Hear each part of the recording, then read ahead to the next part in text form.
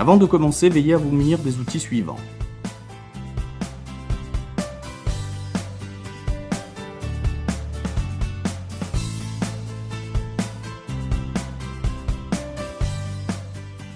Posez une bâche pour éviter d'endommager vos sols.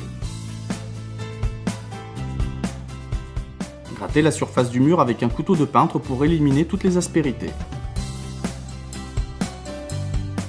Le support doit être dur, propre, sec et exempt de graisse et de zones non adhérentes.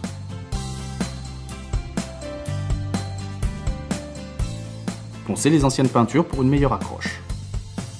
Dans les cuisines, les murs doivent être lessivés. Pour la préparation du produit, utilisez un volume d'eau pour 2,5 volumes de poudre. Versez d'abord l'eau, puis la poudre. Mélangez jusqu'à l'obtention d'une pâte homogène et sans grumeaux. Si le produit commence à durcir, il ne faut pas le remélanger.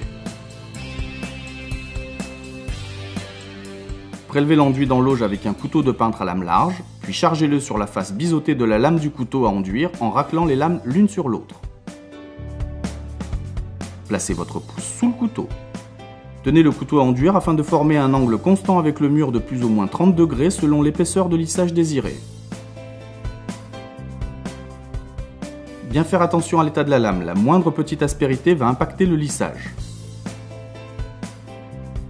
Travaillez mètre carré par mètre carré, chaque zone se chevauchant légèrement.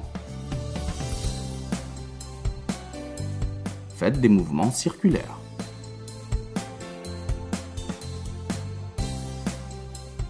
Raclez le mur de bas en haut en appuyant sur la lame pour déposer l'enduit en couche fine.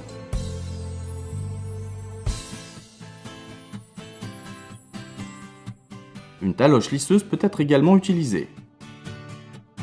Si une deuxième couche doit être appliquée, attendez 2 heures entre 2 couches.